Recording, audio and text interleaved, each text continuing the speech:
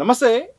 ఈ మధ్యకాలంలో రిజర్వేషన్ల అంశంపై పెద్ద ఎత్తున దేశవ్యాప్తంగా చర్చ జరుగుతుంది. దిశ టీవీలో కూడా డిఫరెంట్ టైప్ ఆఫ్ ఒపీనియన్స్ కూడా ఒక్కొక్కరు కూడా తీసుకునే ప్రయత్నం చేస్తున్నాం.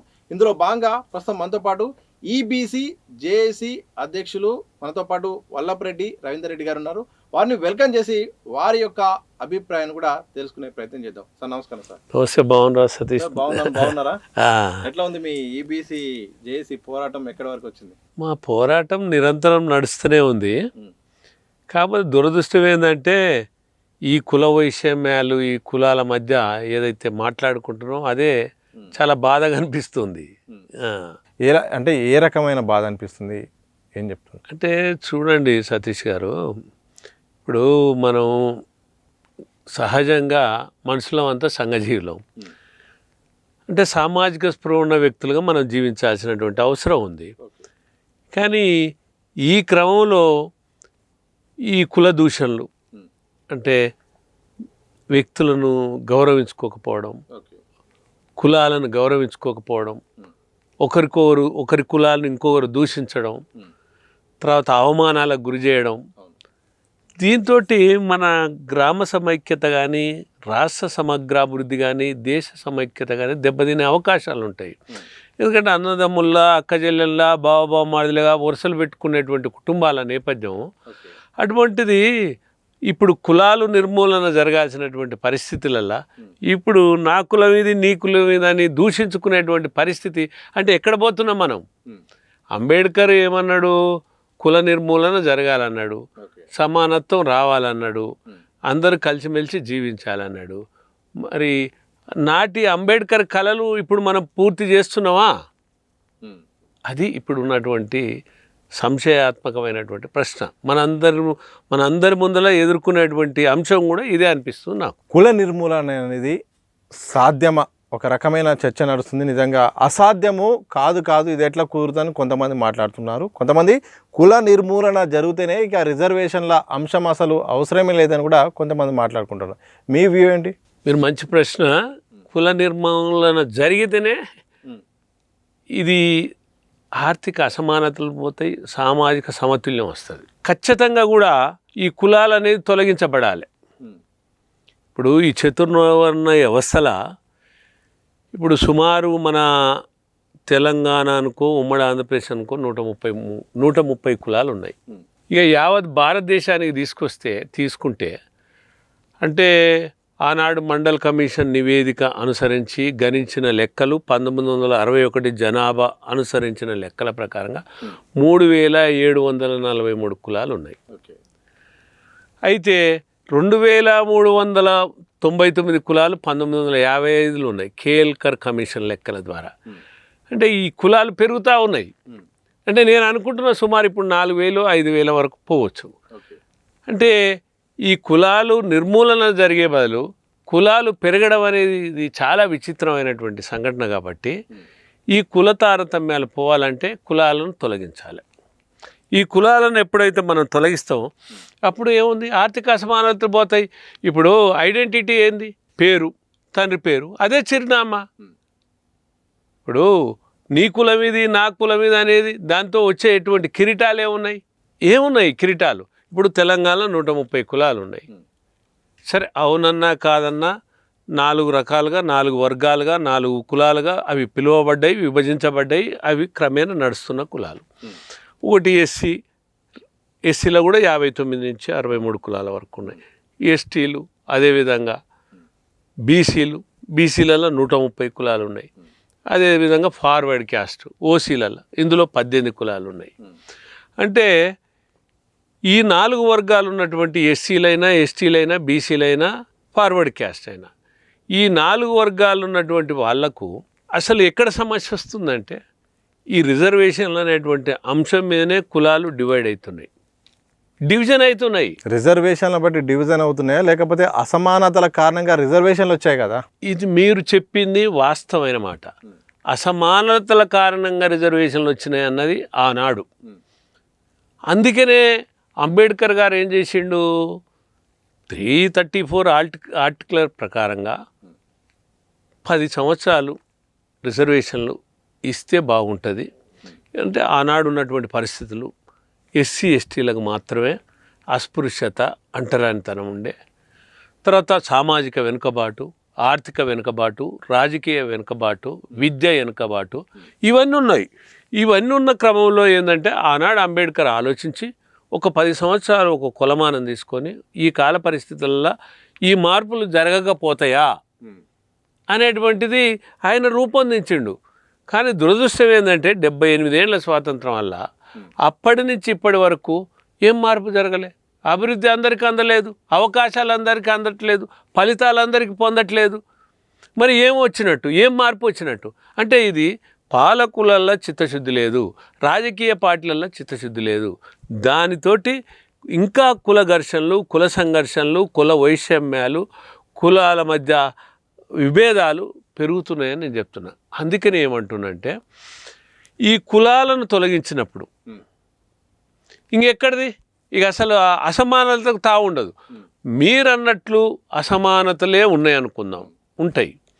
ఆర్థిక వసూలుబాటు లేని కుటుంబాలు ఉంటాయి, విద్యా ఉద్యోగాలలో వెనకబడిన కుటుంబాలు ఉంటాయి. ఇవన్నీ కూడా పరిగణనలోకి తీసుకున్నప్పుడు అంటే మనిషిని సగటు మనిషిగా తీసుకోవాలి మనం. ఏ మనిషి అని ఉండొచ్చు, సగటు మనిషి. ఈ మనిషికి సంబంధించిన కుటుంబం యొక్క ఆర్థిక స్థితిగతులను అధ్యయనం చేయాలి. ఏ వ్యక్తి అయినా ఇర్రెస్పెక్టివ్ ఆఫ్ క్యాస్ట్, అది కులాలకు అతీతంగా, మతాలకు అతీతంగా ఆ వ్యక్తిని, అతని యొక్క కుటుంబ నేపథ్యాన్ని, అతని యొక్క ఆర్థిక స్థితిగతులను అధ్యయనం చేయాలి. దాన్ని ఏమంటారంటే ఎంపారికల్ డేటా అంటారు. ఎంపారికల్ డేటాలా వాళ్ళు ఏం చేయాలి? విద్య కానీ, ఉపాధి కానీ, సామాజిక వెనుకబాటు కానీ, ఆర్థిక వెనుకబాటు కానీ, రాజకీయ వెనుకబాటు కానీ ఇవన్నీ కూడా తీసినప్పుడు ఈయనకు రిజర్వేషన్లు అవసరమా లేదా, విద్యపరంగా అవసరమా, ఉద్యోగపరంగా అవసరమా, ఉపాధి పరంగా అవసరమా, ఏ విధమైనటువంటి ఇతోధికమైనటువంటి తోడ్పాటు అందియాలి అనేటువంటిది ప్రతి వ్యక్తికి, ప్రతి కుటుంబానికి తేల్చినప్పుడు ఇంకెక్కడ అవసరం?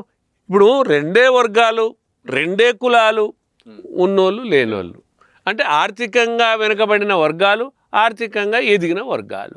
ఇంకా అటువంటిప్పుడు ఇంకా కులాలు ఎందుకు? ఇప్పుడు అందరికీ విద్య అందినప్పుడు మనమే మాట్లాడుకుందాం. అందరి విద్య అందినప్పుడు, అందరికీ వైద్యం అందినప్పుడు, అందరికీ ఉపాధి అందినప్పుడు, అందరికీ స్వయం ఉపాధి అందినప్పుడు, అందరికీ గృహ వసతి కల్పించినప్పుడు ఇంకేమవసరం చెప్పండి మీరే. ఇప్పుడు నేను అడుగుతున్నా మిమ్మల్ని, నా ఎస్టీ, నా బీసీ, నా ఓసీ, ఇంకోటి ఇంకోటి ఇంకోటి ఇంకోటి అని అంటున్నాం. ఇక 130 కులాల చాకలి, మంగలి, వడ్రంగి, కుమ్మరి, కమ్మరి, యాదవ, గౌడ ఇట్లా ఎన్ని రకాలైన కులాలైనా కానీ, ఎస్సీలలో ఉన్నటువంటి 59, 60 కులాలైనా కానీ, ఎస్టీలలో ఉన్నటువంటి తెగలైనా కానీ, లేదా అగ్రకులాలు ఉన్నటువంటి ఈ 18 కులాలు కానీ, ఏ కులంలోనైనా సగటు మనిషిగా మనం తీసుకున్నప్పుడు ఆ కుటుంబం యొక్క స్థితిగతులను అధ్యయనం చేసి మనం రిజర్వేషన్లు ఇస్తాం అనుకో, ఇంకొక పంచాయతీ ఎక్కడ మీరు చెప్పండి? ఎందుకు తొలగించడం ఎందుకు కష్టం? దేనికి కష్టం అవుతుంది అంటున్నా. ఏం కాదు, కులాలను తొలగించాలి. కానీ మీరన్న ప్రశ్న ఏంటంటే రిజర్వేషన్లు కులాలను బట్టి అవసరం లేదు, వ్యక్తిని బట్టి. ఏ వ్యక్తికి అవసరం ఆ వ్యక్తికి ఇవ్వండి. ఇప్పుడు రిజర్వేషన్లు ఇటీవల రిజర్వేషన్లు హటావో అనే ఒక ఉద్యమం వస్తుంది. దానికి చాలామంది, లక్షలాది మంది దాని పట్ల ఏది ఆకర్షితులవుతుర్రా లేకపోతే ఆలోచిస్తుర్రా అనేది పక్క పెడితే, నేనేమంటున్నంటే దానివల్ల కూడా పూర్తి పరిష్కారం కాదు. ఇప్పుడు రిజర్వేషన్లు హటావో అనడం వల్ల 2 వర్గాలు విడిపోతాయి, డివిజన్స్. ఒకటి రిజర్వేషన్లు కావాలని ఒక వర్గం అయితే వద్దని 2వ వర్గం, మళ్ళీ డివిజన్సే వస్తాయి కదా. దానివల్ల సమన్యాయం ఎట్లా జరుగుతుంది? ఇప్పుడు దానికి పరిష్కారం కూడా చెప్పాలి కదా. వద్దంటున్నావు, ఎందుకు వద్దంటున్నావు, మరి ఎవరికి కావాలి, ఎందుకు కావాలి అనేది కూడా చెప్పాలి కదా. కాబట్టి ఈ ఏకపక్షంగా మాట్లాడేది సహేతుకమైనటువంటి ఆలోచన కాదు.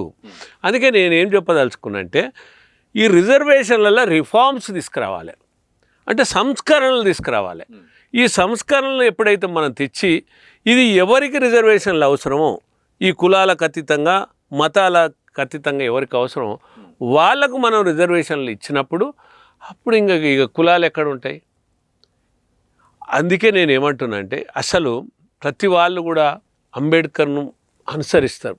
అనుసరించినట్టు మాట్లాడతారు, కానీ అంబేద్కర్ ఆశయాన్ని మాత్రం ముందుకు తీసుకెళ్లారా? ఎవరు తీసుకెళ్తారు? అన్ని ఓట్ల కొరకు కొంగ జపాలు, దొంగ నాటకాలు, కులాల జపాలు చేస్తారు. రాజకీయ పార్టీలు అంతే, ప్రభుత్వాలు అంతే, కుల సంఘాలు కూడా అంతే. మేధావులు అనుకునే వాళ్ళు కూడా మేధావులు కాదు, వారు కుహనా మేధావులు వ్యవహరిస్తారు. నేను ఎందుకు అనాల్సి వస్తుందంటే, మీరు చూడండి, అంబేద్కర్ కూడా ఏమన్నాడంటే, ఫలితం పొందని, ప్రయోజనం అందని వర్గానికి ఫలితము ప్రాతినిధ్యం చేకూర్చమన్నాడు. ఆయన ఏమన్నాడు? ఎవరికైనా ఎవరికి అవసరం వాళ్ళకి కావాలన్నాడు. ఇంకా కులం ఏడన్నాడు, మతం ఏడన్నాడు అనలేదు కదా. మరి అటువంటప్పుడు అది చెప్పరు ఎవరు. ఇప్పుడు ఈ సోకాల్డ్ మహామేధావులు అనుకున్నటువంటి కుహనా మేధావులు ఎవరైతే ఉన్నారో, ఈ కుల సంఘ ప్రతినిధులు కానీ, పెద్దలుగా చలామనేటోళ్ళు కానీ ఆ రకంగా చెప్పరు.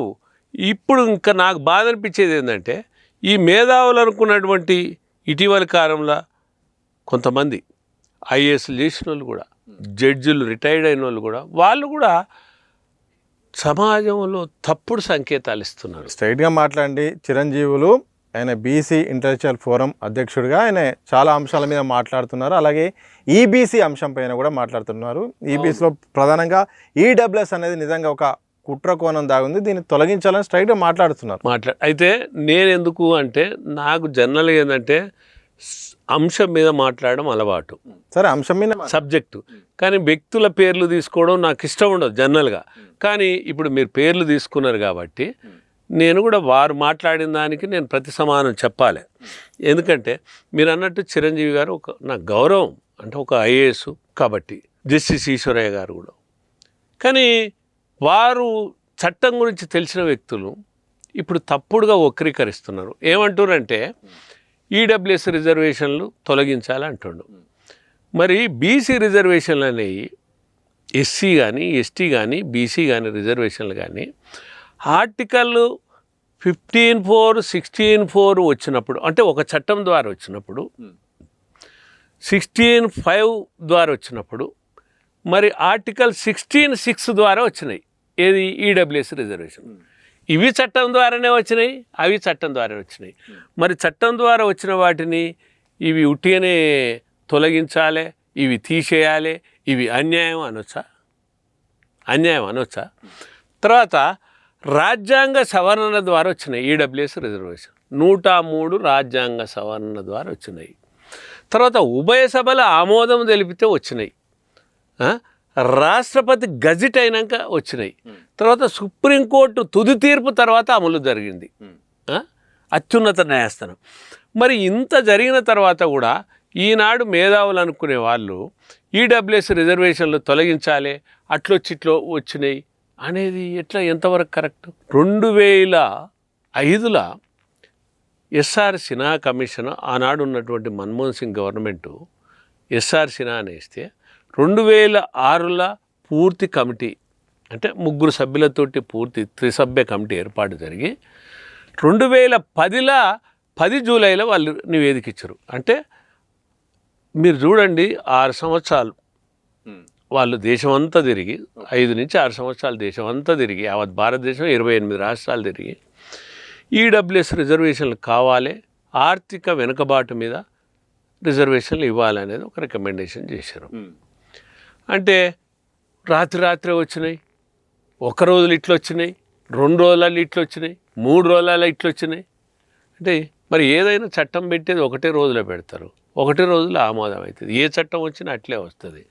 అంటే ఈ విధమైనటువంటి తప్పుడు అభిప్రాయాలు చెప్పడం వల్ల ఇప్పుడు వారు మాట్లాడే విధానం వల్ల బీసీలకు, అగ్రకులాలకు అంతరంగాలు పెంచినట్టా కాదా? తర్వాత ఎస్సీ ఎస్టీలకు బీసీలకు అంతరంగాలు పెంచినట్టా కాదా? తర్వాత ఇంకొకటి కూడా వాళ్ళు తప్పు మాట్లాడుతున్నారు. రిజర్వేషన్లు, ఈడబ్ల్యూఎస్ రిజర్వేషన్లు చట్టం వల్లనే 103 రాజ్యాంగం వల్ల ఏం చెప్పానంటే, ఇది తెలంగాణ, ఆంధ్రప్రదేశ్, యావత్ భారతదేశం తెలవాల్సింది ఏంటంటే, ఎస్సీలకు కానీ, ఎస్టీలకు కానీ, బీసీలకు కానీ ఎవరి రిజర్వేషన్లు ముట్టుకోకుండా, ఇబ్బంది కలగకుండా ప్రత్యేకంగా ఇవ్వాల్సినటువంటి ఇచ్చే రిజర్వేషన్లు.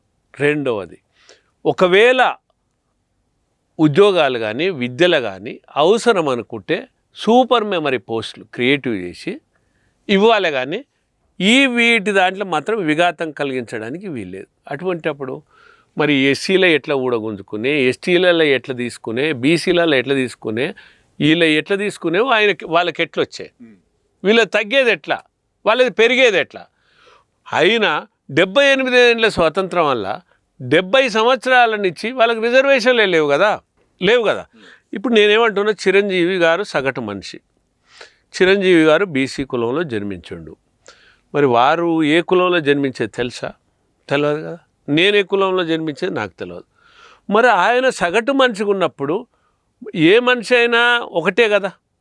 పేదరికం అనేది అంటే బీసీకి ఒక తీరుగుంటుంది, ఎస్సీకి ఒక తీరుగుంటుంది, ఎస్టీకి ఒక తీరుగుంటుంది, అందరికి ఒకటే ఉంటుంది. ఆకలి ఒక్కొక్కరికి ఒక తీరుగుంటుందా? బాధ ఒక్కొక్కరికి ఒక తీరుగుంటుందా? మరి అటువంటి గొప్ప స్థానం వల్ల ఉన్నటువంటి ఒక రిటైర్డ్గా ఐఏఎస్ చిరంజీవి గారు మరి అగ్రకులాలలో ఆకలి చావులు ఉన్నాయి, మరి ఎందుకు మాట్లాడవు? ఆత్మహత్యలు ఉన్నాయి, ఎందుకు మాట్లాడవు? పిల్లలకు పెళ్లిళ్ళు చేయలేని పరిస్థితి ఉంది, ఎందుకు మాట్లాడవు? వాళ్ళకి స్కాలర్షిప్లు లేవు, ఎందుకు మాట్లాడవు? వాళ్ళకి ఫీ రియంబర్స్మెంట్ లేదు, ఎందుకు మాట్లాడవు? వాళ్ళకి ఫ్రీ ఎడ్యుకేషన్ లేదు, ఎందుకు మాట్లాడవు? వాళ్ళకి స్టడీ సర్కిల్ లేవు, ఎందుకు మాట్లాడవు? వాళ్ళకు కమిషన్ లేదు, ఎందుకు మాట్లాడవు? వాళ్ళకి వెల్ఫేర్ డిపార్ట్మెంట్ లేదు, ఎందుకు మాట్లాడవు? చెప్పు. వాళ్ళకి కార్పొరేషన్ లేదు. మరి ఇవన్నీ వాళ్ళకి అవసరం కదా. నువ్వు ఒక సగటు మనిషిగా దేశంలో అందరం ఈ దేశ పౌరులం, ఈ రాష్ట్ర పౌరులం, ఈ ప్రభుత్వాలకు పన్నులు కడుతున్నాం, అందరం కడుతున్నాం. కట్టినప్పుడు నేనైనా సరే, నువ్వైనా సరే, ఎవరైనా సరే ఎవరి హక్కులకు భంగం కలగకుండా అందరి హక్కుల కొరకు మాట్లాడాలి కదా. అదే కదా సామాజిక స్పృహ. నువ్వు ఒక రకంగా వీళ్ళను తృణీకరించి తర్వాత వీళ్ళకు జరిగే అన్యాయాలను మాట్లాడకుండా వీళ్ళ హక్కులను కాలరాస్తూ పైనంగా వాళ్ళ మీద అపనిందలేస్తున్నావు, పైనంగా వాళ్ళని అవమానాలకు గురి చేస్తున్నావు. వాళ్ళ ఆత్మాభిమానం దెబ్బతినదా? వాళ్ళకు కూడా ఆత్మగౌరవం ఉంటుంది కదా. మరి అటువంటి అప్పుడు మీరు ఈ విధంగా మాట్లాడడం ఎంతవరకు కరెక్ట్ అంటున్నాను నేను. ఇప్పుడు ఐఏఎస్ చిరంజీవులు కూడా ఒక సామాజిక స్పృహ ఉన్న వ్యక్తిగా జస్టిస్ ఈశ్వరయ్య గారు కానీ, ఇంకా బీసీ సంఘాలు కానీ, కుల సంఘాలు కానీ, ఇంకెవరైనా మాట్లాడండి ఈ రిజర్వేషన్ల గురించి. అన్యాయం అంటారు. ఇంతకాలం మీరు నిజంగా అన్యాయం జరిగితే మీరు కొట్లాడండి, ఎవరొద్దన్నారు? మీరు ఇప్పుడు మాకు మటుకు రాజ్యాధికారంతో మాకేమన్నా వస్తుందా? మాకేం లేదు. మాకు కావాల్సిన రాయితీలే కావాలంటున్నాం. రాజ్యాధికారం మేమేమన్నా మీకు వద్దంటున్నామా? మీరు ఆ దిశగా పోరాటం చేస్తే మేము కాదంటున్నావా? మాకేమన్నా నష్టమా? మాకేమన్నా కష్టమా? కానీ మా పిల్లలకు ఆకలి చావులు ఉన్నాయి, మా పిల్లలకు ఆత్మహత్యలు ఉన్నాయి, మా పిల్లలు పెళ్లి చేయలేని పరిస్థితి ఉన్నారు అనేక కుటుంబాలు. అగ్రవర్ణాల్లోని పేదల కోసం మీ కొట్లాట. మా కొట్లాట. పేదలు ఎవరైనా పేదలే కదా. ఈ పేదల గురించి ఎందుకు మాట్లాడరు మీరు? బీసీ సంఘ నేతలు కూడా మాట్లాడుతున్నారుగా, అగ్రవర్ణాల్లోని పేదలకు న్యాయం జరగాలని ఆఖరికి మందకృష్ణ మాదిగా మాట్లాడుతున్నారు. అందరు వెరీ గుడ్. గతంలో కూడా మీరు మంచి పాయింట్ తీసుకొచ్చారు మధ్యలో. మీరు అన్నట్టు గతంలో మేము పోరాటం చేసినప్పుడు ఈ ఉమ్మడి రాష్ట్రంలో 3 ఉద్యమాలు బలంగా నడిచినాయి. 1 ఎంఆర్పిఎస్ ఉద్యమం, 2 బీసీ ఉద్యమం, 3 ఈబీసీ ఉద్యమం. మేము ఈ 3 ఉద్యమాలు కూడా ఎవరి హక్కుల కొరకు వాళ్ళని పోట్లాడేది, ఎవరి అవకాశాల కొరకు మేము పోట్లాడేది, కానీ కలిసి పోట్లాడేది. అంటే బీసీ హక్కుల కొరకు మేమందరం కలిసి, తర్వాత ఎంఆర్పిఎస్ హక్కుల కొరకు అందరం కలిసి, లేదా ఈబీసీ హక్కుల కొరకు వాళ్ళందరూ కలిసి. ఆ యొక్క సిస్టమ్ ఉండే, ఆ పద్ధతి ఉండే. అంటే అది ఎట్లా అంటే కలిసి పోరాటాలు చేసి మేము సాధించుకునే దశగా మేము పోరాటాలు చేసేది.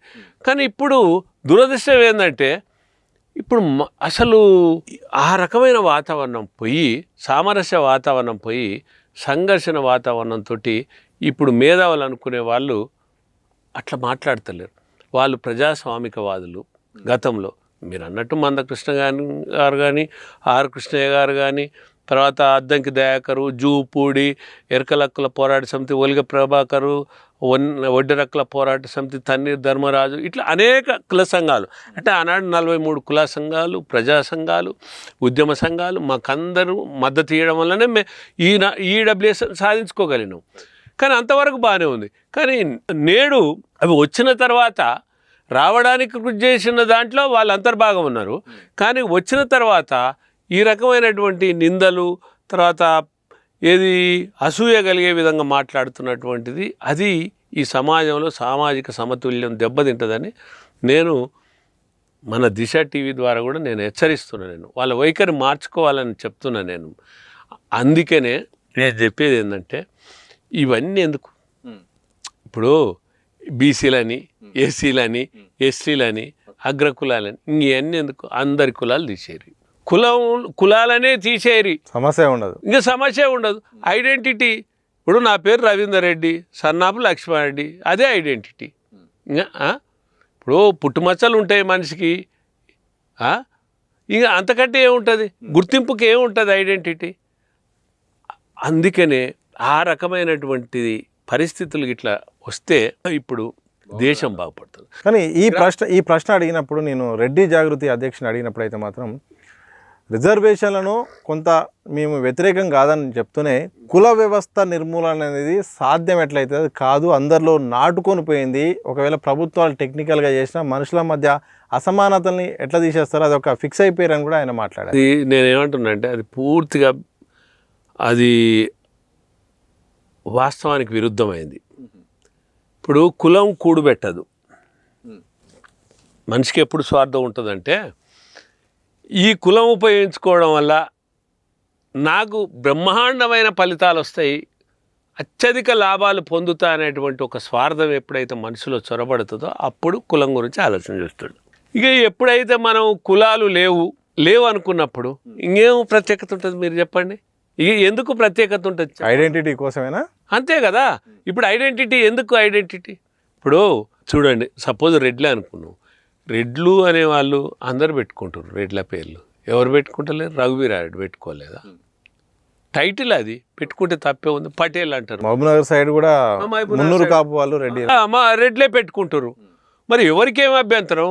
నువ్వు ఈ రెడ్డి అనే పేరు నువ్వు ఇళ్ళ బుట్టకున్నా ఎందుకు పెట్టుకుంటున్నావు అంటున్నావు. మీకు అభ్యంతరం లేదైతే పెట్టుకోవడంలో, వేరే వాళ్ళు పెట్టుకోవడం ఎందుకు అభ్యంతరం వచ్చింది? దాంతో నేను అదే అంటున్నా, ఎప్పుడైతే కులం ద్వారా పొందేటువంటి కులం పేరు చెప్పి ప్రయోజనాలు ఉండవో అప్పుడు ఈ కులం గురించి ఎవ్వరు ఆలోచన చేయరు. అప్పుడు ఈకలు ఉండవు, తోకలు ఉండవు, ఇంకో గురించి అసలు ఆలోచన చేయరు. అందరికి కూడా ఏముంటుందంటే ఇప్పుడు అమెరికాలో ఉన్నది అదే కదా. చివరికి అమెరికాలో ఏమొచ్చిందంటే తెల్లోళ్ళు నల్లోళ్ళు అని.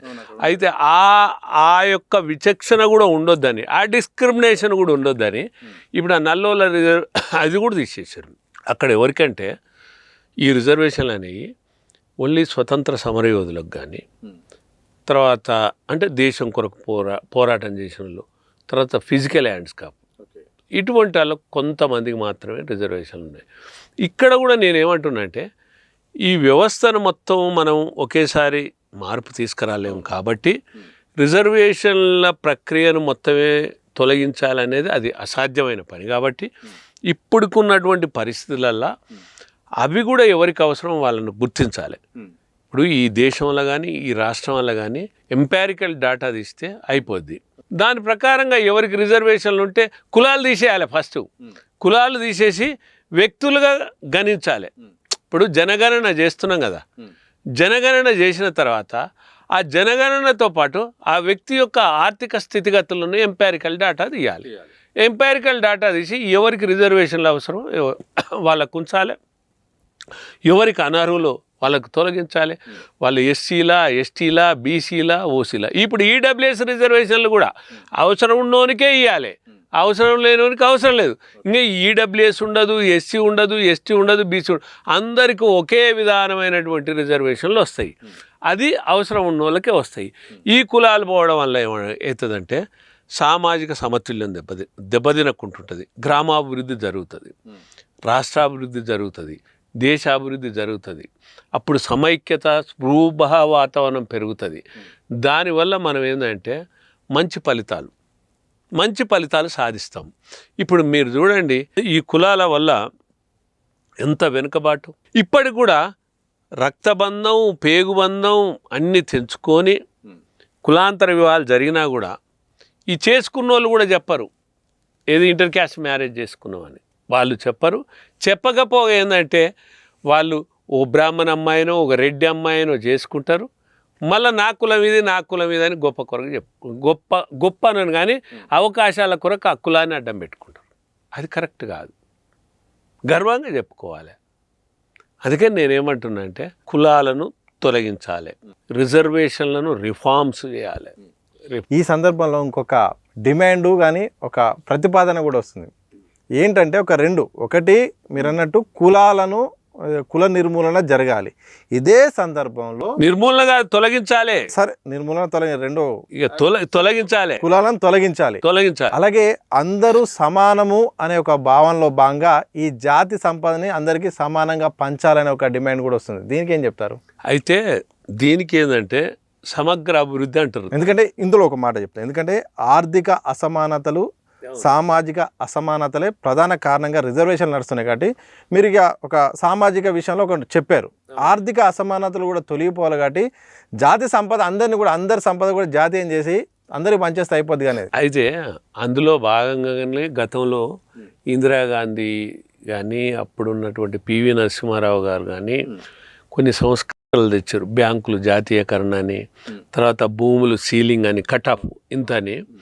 అట్లనే ఇప్పుడు కూడా ఏంటంటే సమగ్రమైనటువంటి ఆర్థిక వ్యవస్థ ఉండాలంటే ఏం చేయాలంటే ఈ దోపిడీదారులను కట్టడి చేయాల్సినటువంటి పని ఉంది, అవసరం ఉంది. కట్టడి చేసి ఇప్పుడు ఒక నిర్దిష్టంగా ఇన్ని ఎకరాల భూమి ఉండాలి, లేదా ఇంత ఈ విధంగా ఆస్తులు ఉండాలి, లేదా అంటే ప్రభుత్వం చాలా కఠినంగా వ్యవహరించాలి. అటువంటి కఠినమైనటువంటి నిర్ణయాలు తీసుకున్నప్పుడు అది కూడా మార్పు జరుగుతుంది. ఆర్థిక అసమానతలు కూడా పోతాయి. అంటే ఎప్పుడైతే దోపిడీ మీద అడ్డకట్టేస్తామో ఇక వాడు ఎందుకు దోపిడీ చేస్తాడు? తీసుకుపోయి జైలు వేస్తుంటే దోపిడీ చేస్తాడా? ఇప్పుడు అది ముఖ్యంగా రాజకీయ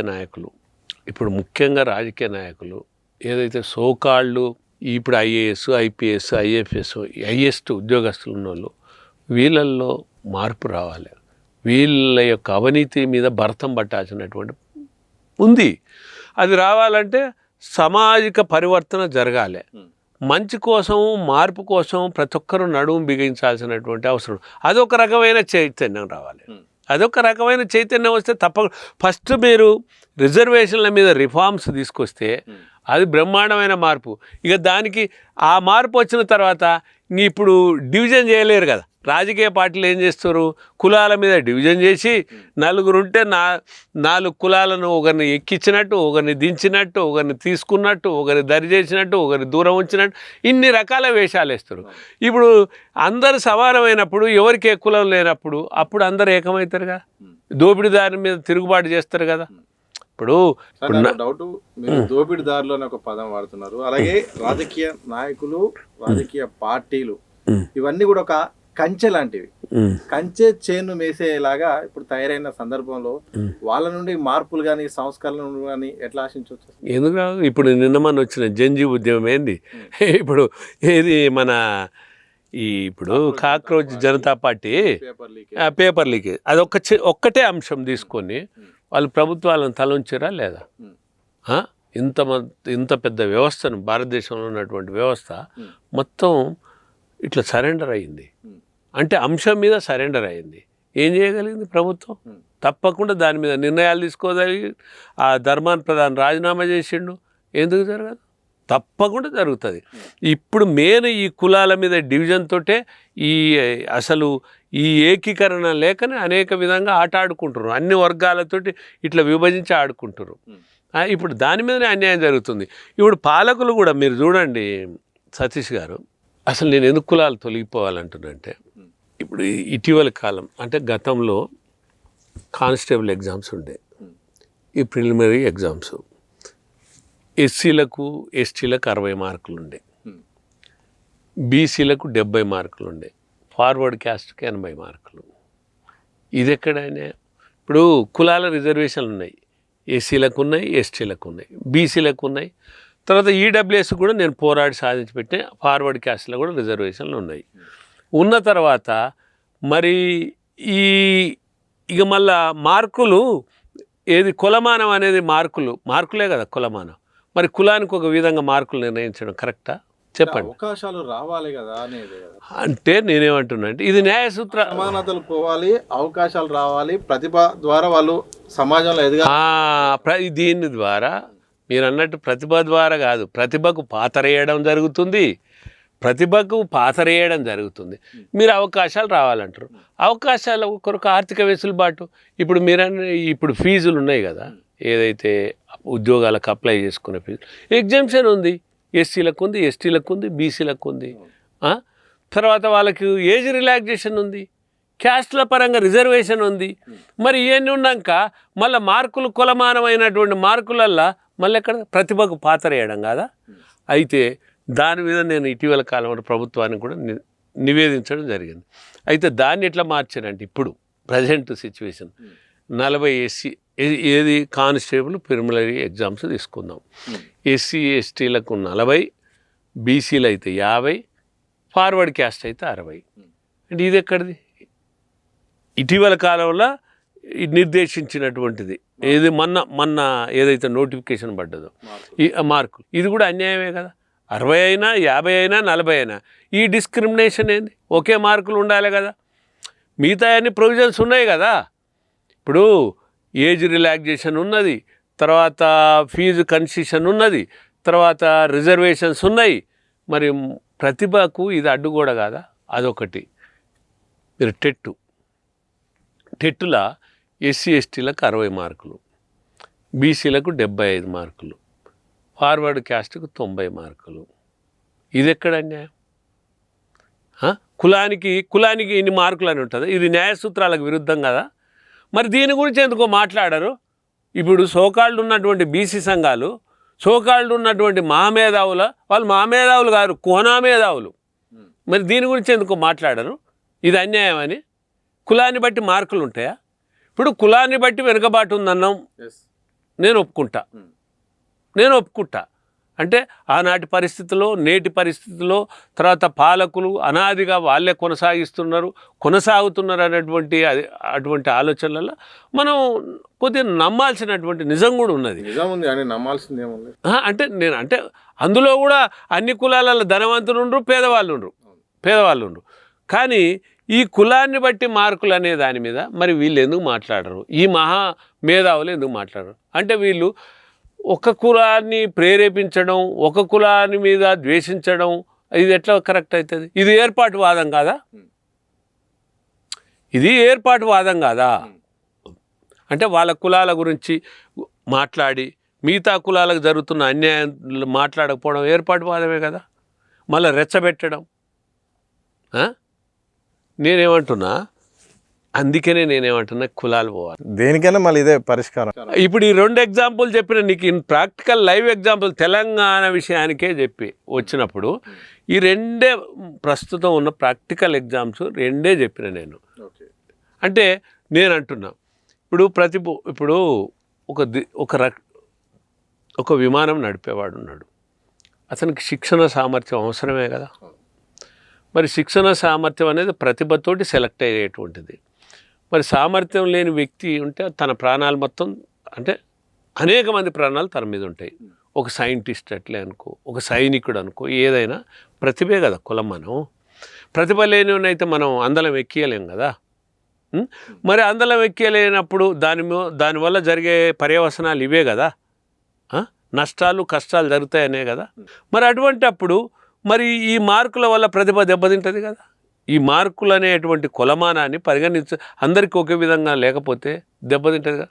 నేను అడుగుతున్నా, మరి రాజకీయ నాయకులు ఇప్పుడు ఇవి ఉన్నాయిగా, స్థానిక సంస్థలు అనుకో, లేదా ఎమ్మెల్సీలు అనుకో, ఎమ్మెల్యేలు అనుకో, ఎంపీలు అనుకో, ఏదైనా ఉండని.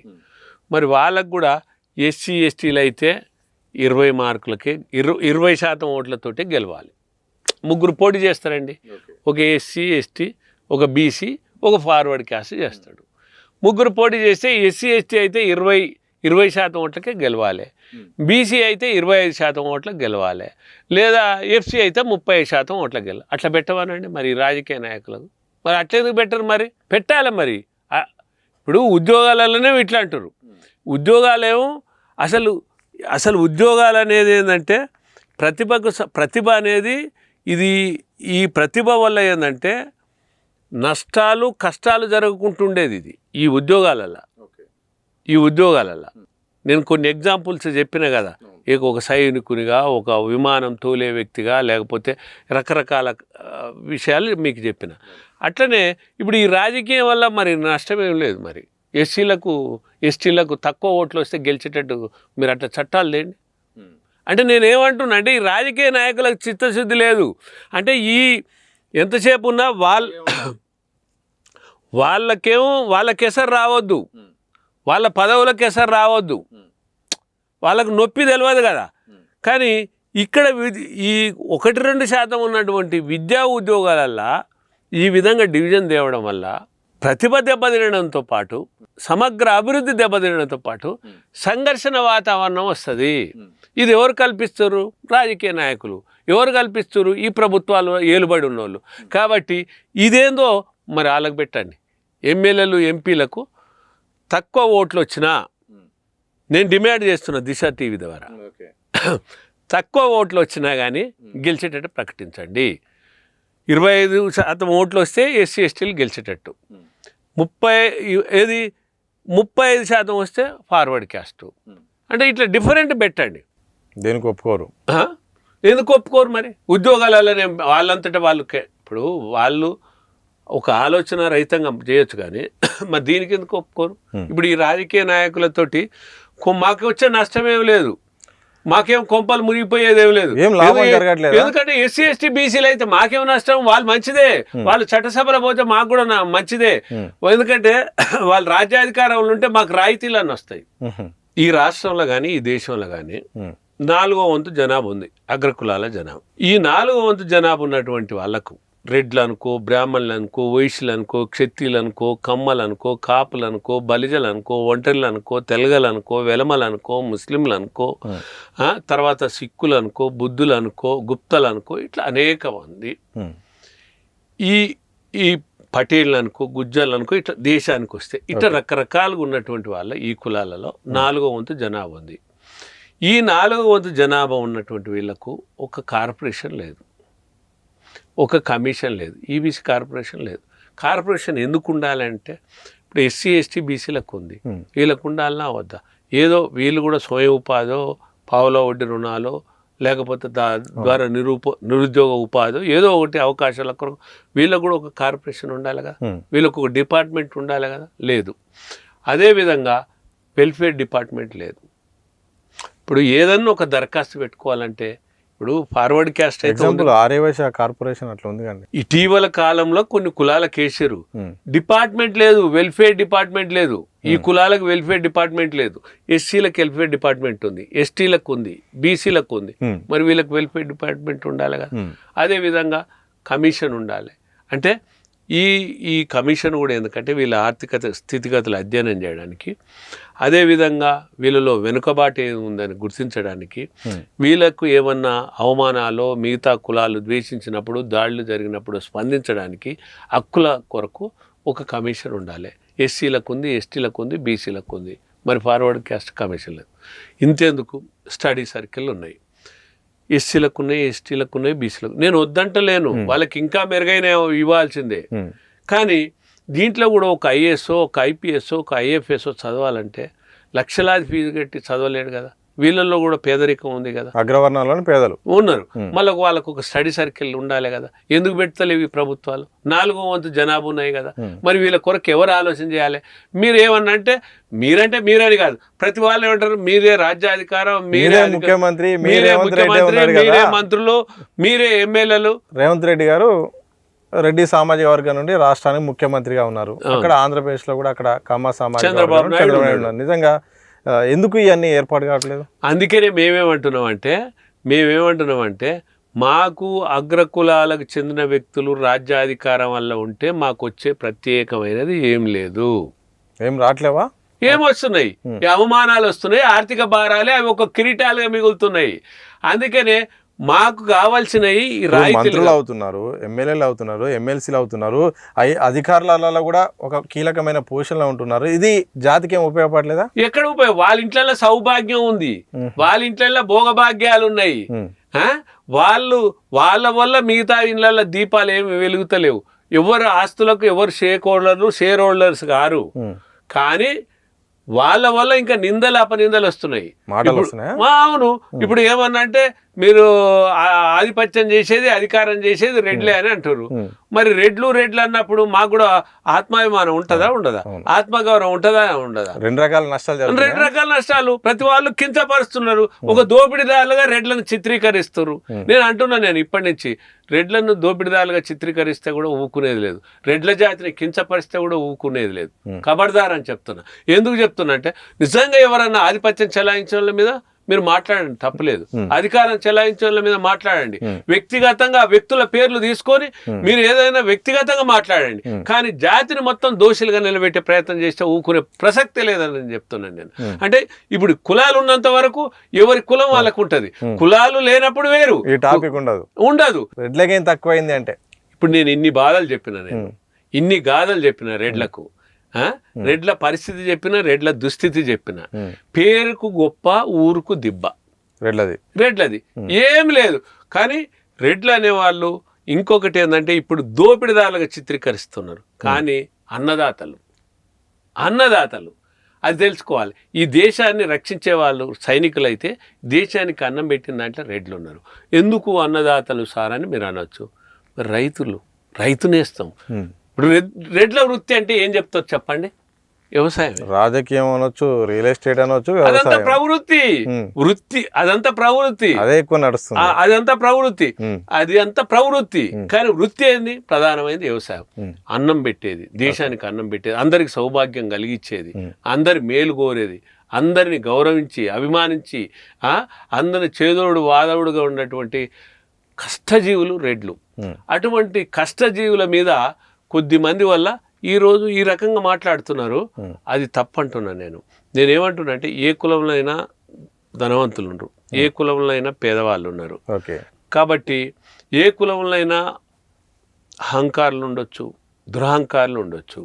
కానీ ఆ వ్యక్తుల దృష్టిలో పెట్టుకునే మాట్లాడాలి. కానీ కులానికి ఆపాదించడం కరెక్ట్ కాదు. కొంతమంది వ్యక్తులకు నేను ఈ సందర్భంగా విజ్ఞప్తి చేస్తున్నాను. నేను ఈ కులానికి ఈ విధంగా ఆపాదించి ఈ విధంగా ద్వేషించడం, తులనాడడం ఇది కరెక్ట్ కాదని సహించేది లేదు. అంటే ఏం చేస్తారు అని అనొచ్చు. చట్టపరంగా చర్యలు తీసుకుంటాం, చట్టపరంగా పోరాటం చేస్తాం. మాకు కూడా ఆత్మాభిమానం ఉంది, మాకు కూడా ఆత్మగౌరవం ఉంది. మనిషి అన్నప్పుడు అన్నం తిన్నప్పుడు కొద్దిగా ఆలోచిస్తాడా లేదా, విజ్ఞత ఉంటుందా లేదా? ఇప్పుడు 84 లక్షల కోట్ల జీవరాశులలో మనుషులు ఒక రూపం ఇచ్చిన, ఒక స్వరూపం వచ్చింది. ఈ రూపం, ఈ స్వరూపానికి సార్థకం చేసుకోవాల్సినటువంటి ఇదే వల్లభరెడ్డి రవీందర్ రెడ్డి గారు మరి అగ్రకులాల నేతలు చేసే వ్యాఖ్యలు, బెదిరింపు వ్యాఖ్యలు అయితే ఒకవేళ కొందని బ్లాక్మెయిల్ చేసినా, తక్కువగా వక్రీకరించేటట్టు మాట్లాడినా నిజంగా మీరు అడ్డుకుంటారా? మీరు వాళ్ళను నిర్విధంగా ఖండిస్తా. నేను అగ్రకులాలు ఎవరైనా నోరు జారినా నేను మొట్టమొదటి నుంచి చెప్పుకుంటూ వస్తున్నా, ఒళ్ళు దగ్గర పెట్టుకొని జీవనం కొనసాగించాలని చెప్పుకుంటా. 100%. అధికారం వచ్చినా అది దర్పంలాగా మారొద్దని చెప్తున్నా, అది అహంకారానికి తావివద్దని చెప్తున్నా. ఇంకా మనం అందరిలో కలిసిపోయేటువంటి తత్వం మనలో ఉండాలని చెప్తున్నా నేను. అట్లనే మిగతా కులాలను కూడా ఇప్పుడు ఒక ఎగ్జాంపుల్ అండి, ఈ మధ్యకాలం ఎల్బీ నగర్ సంబంధించిన అంశం మీకు తెలిసే ఉంటుంది. శివచరణ్ రెడ్డి చేసిన వ్యాఖ్యలు, పెద్ద ఆవిడపై, ఆమె యాదవ్ మెంబర్ పై చేసిన వ్యాఖ్యలు బాగా వైరల్ ఉన్నాయి. ఆ విషయంలో మీరు ఏమన్నా సర్దుబాటు చేసి ఇంటర్నల్? నేను మొట్టమొదటి ఖండించినోడే శివచరణ్ రెడ్డి విషయంలో వల్లభరెడ్డి రవీంద్ర రెడ్డి ఖండించిన. ఇది తప్పు. మనం ఒక ఆదర్శంగా జీవించాల్సినటువంటి వ్యక్తులం మనం ఈ విధంగా రెచ్చిపోవడం, ఈ ప్రేరేపితమైనటువంటి మాటలు, అవతలకి ఇబ్బంది కలిగేటువంటి మాటలు, ఇవి కరెక్ట్ కాదని ఖండించినోడే ఈ వల్లభరెడ్డి రవీంద్ర రెడ్డి. కాబట్టి నేనేమంటున్నా అంటే ఏ కులం వల్లనైనా కానీ, ఆ కులం ఈ కులం, ఏ కులం వల్లనైనా కానీ తప్పుడుగా మాట్లాడే వాళ్ళు కానీ, తప్పుడుగా వివరించే వాళ్ళు ఉండవచ్చు. కానీ అది వాళ్ళకే పరిమితం చేయాలి, కానీ వ్యక్తుల వరకే పరిమితం చేయాలి, వ్యవస్థను తీసుకురావద్దు. నేను ఇప్పుడు మీరు ఈ విషయం తీసుకొచ్చారు కాబట్టి నేను ఇంకొక విషయం కూడా మీ దృష్టికి తీసుకొస్తాను, తెలవాలి. ఎందుకంటే అంటే రెడ్లను ఇష్టం వచ్చినట్టు మాట్లాడడం, అసలు ఇక రకరకాలుగా నోరుతోటి అనరాని విధంగా దుర్భాషలాడడం నేను కూడా బాధగా మాట్లాడుతున్నాను. రాజ్ కుమార్ అనే వ్యక్తి బీసీ కులానికి చెందిన వ్యక్తి రాజకుమార్. ఇటీవల మీరు చూసారు 6గురిని హతమార్చాడు. Okay okay. కానీ మరి పలాని బీసీ కులానికి చెందిన వ్యక్తి 6గురిని హతమార్చిండు అని అనొచ్చునా? ఉన్మాదిగా వ్యవహరించిండు కదా. ఉన్మాదికి ఏముండదు. కాబట్టి ఉన్మాదికి కులం ఉండదు. అంటే ఈ బీసీలో ఉండని, ఎస్సీలో ఉండని, ఎస్టీలో ఉండని, ఫార్వర్డ్ క్యాస్ట్ ఉండని, తప్పే కదా. ఉన్మాదే కదా. అదే రెడ్లనైతే అనేవాళ్ళే కదా.